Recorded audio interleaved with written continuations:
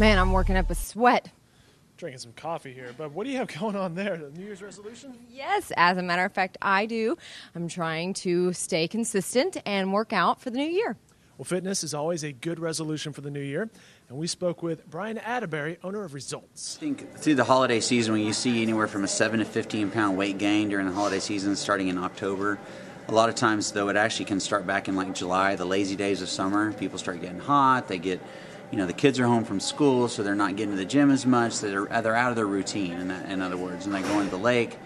Next thing you know, it's been 5 or 6 months since they've been in the gym, if they've been in the gym at all that year. And January is New Year's resolutions. It's a point of disgust. People decide they're ready, they're fed up. Maybe they're putting on their winter clothes for the first time since last year and realize that pants are a little tighter or the dress is a little tighter.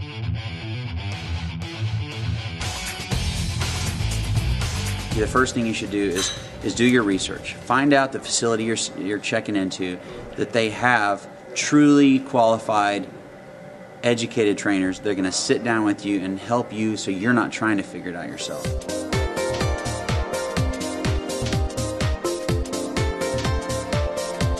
What's most important for a person starting off? Cardio, weights? Well, I don't think you can put an emphasis on one necessarily. I do think in terms of time spent, if weight loss is your goal, nutrition has to be in order number one. Usually if you eat right, you start losing weight, you're also going to see lower cholesterol levels, lower triglyceride levels. Those things are vitally important for your internal health as well as your external health.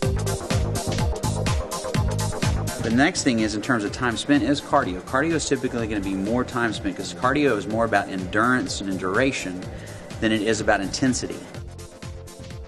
Everyone's going to have good and bad months, and that's one of the things we tell people is don't be so hard on yourself that if you miss a few weeks that you think that means you're done for the year, because you just need to get back on track. It's called a lifestyle.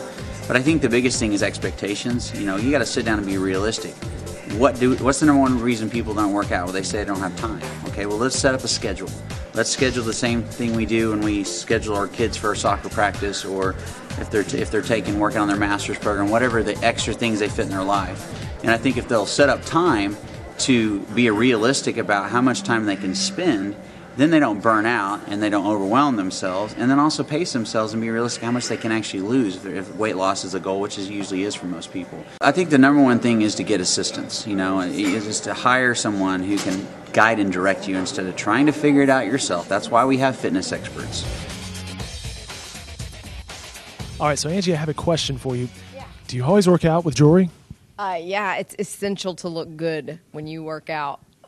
All right, well, fitness can make you feel good because as a result, you do look good. So what did we learn from Results? Well, we learned, number one, you need to stay consistent in your workout. Number two, set realistic goals. Don't go overboard. Set realistic goals. And as Brian said, getting yourself a personal trainer is also a good idea. So maybe we can all make that resolution to have a more fit upcoming year. Yeah. See ya.